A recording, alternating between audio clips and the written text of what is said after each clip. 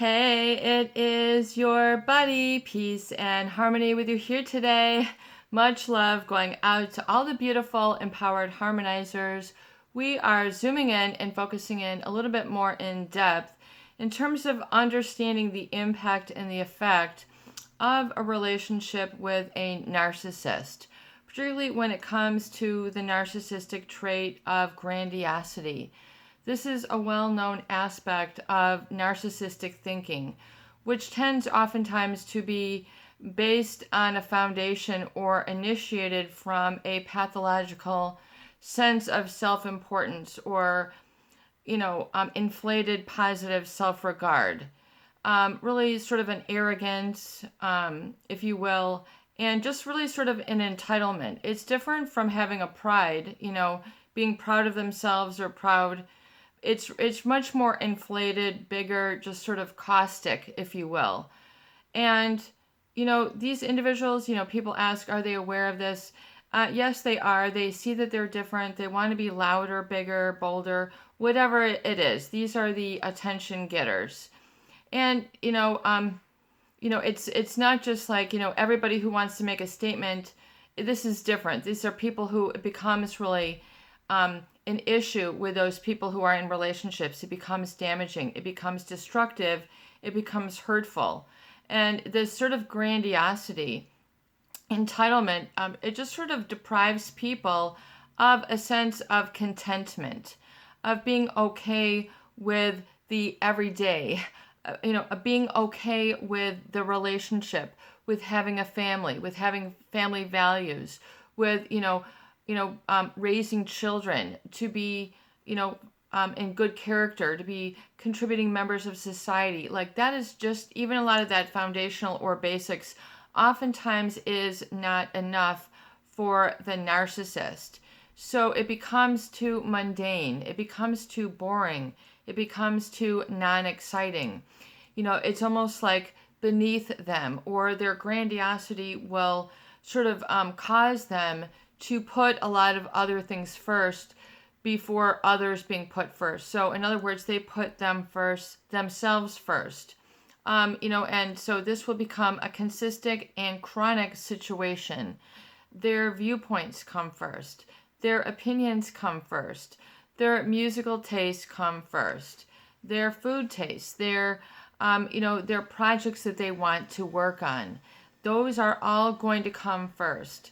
And it will push you back, push you, down in the list of importance. So people then will extrapolate or take out or just sort of, take the meaning,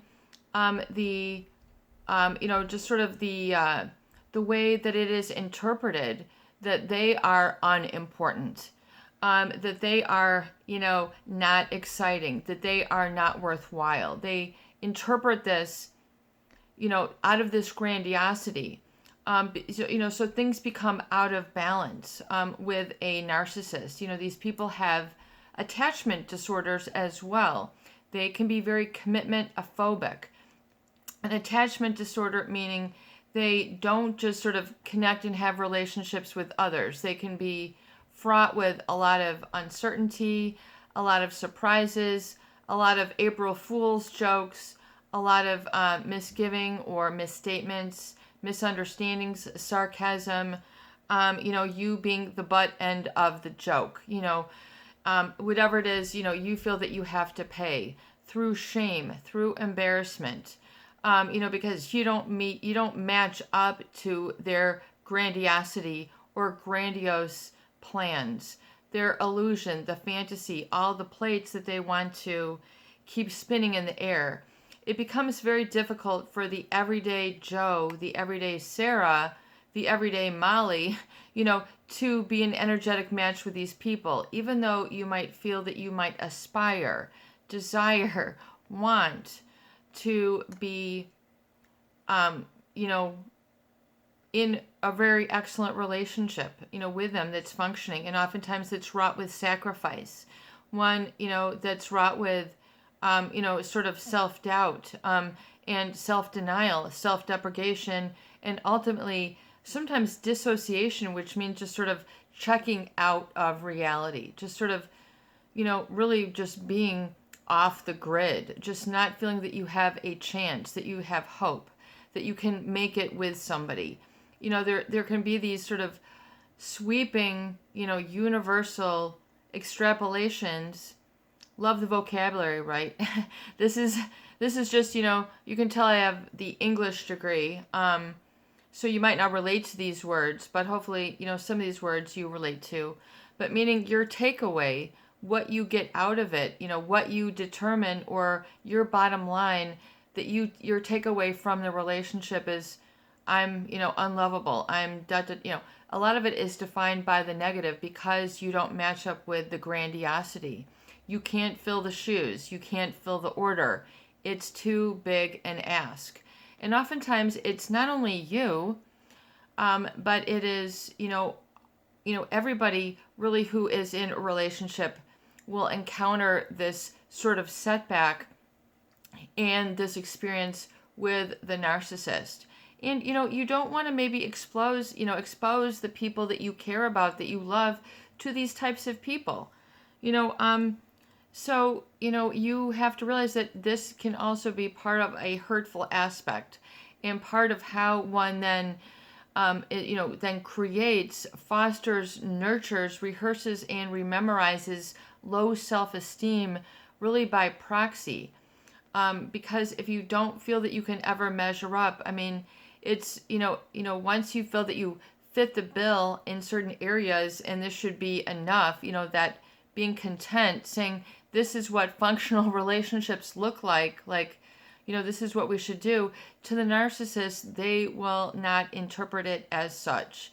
Based on their grandiosity, things have to be a fairy tale or illusory, or really, beyond written in the clouds. And not just in a religious sense, like our love is, written in the clouds, like, we're brought together as soulmates.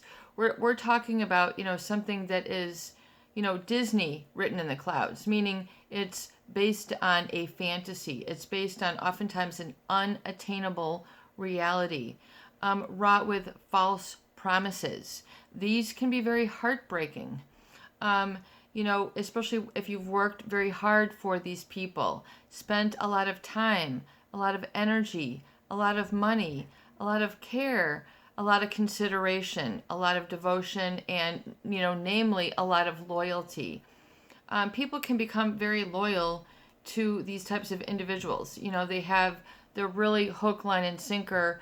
And oftentimes, it's letting go of the illusion then and the grandiosity, and it won't hurt so much. It's to realize that that's what they're propelling in the air.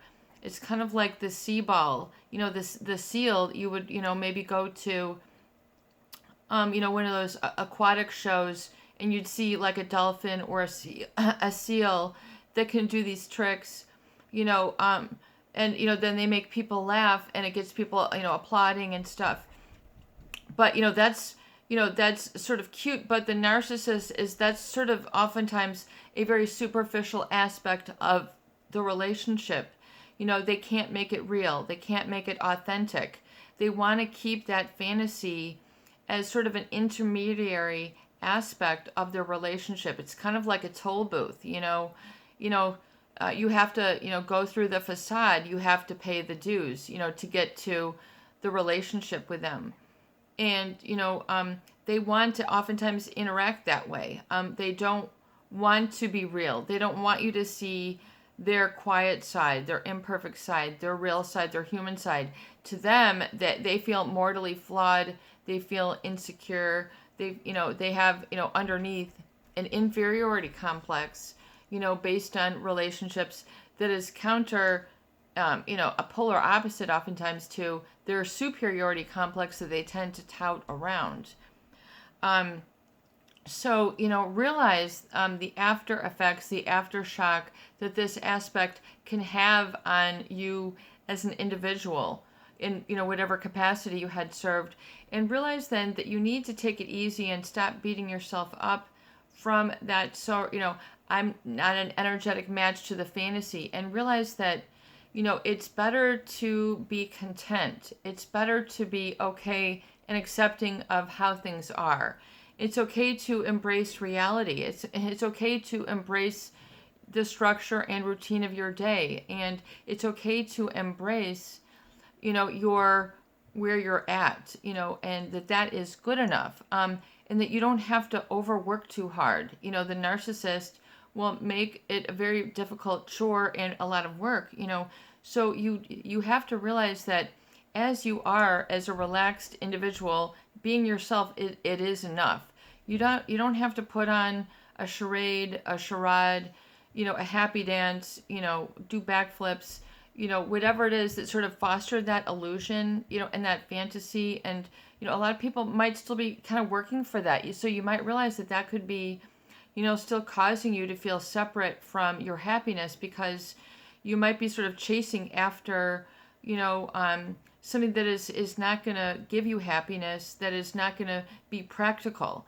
So it's learning to be a content and to realize that you will find opportunities to be content, and that is sort of to be a reset or a new normal for you. Do you see what I'm saying? For a lot of people, they had this sort of pie in the sky or vision and looking forward to things. So you have to kind of do a reset and a recalibration and find contentness, and surrender in your heart, so you can allow yourself to be sort of washed clean of the toxicity and the harm and damage that the relationship, brought.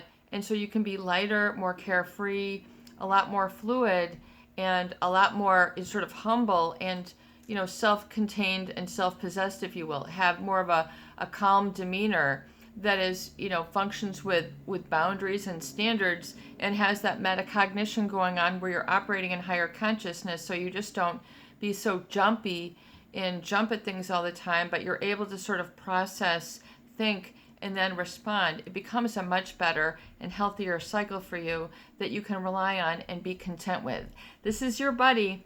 Peace and harmony with you here today, and I hope that these videos do help.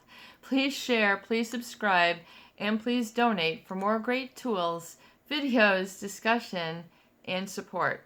Peace out. Have a beautiful day. Be well.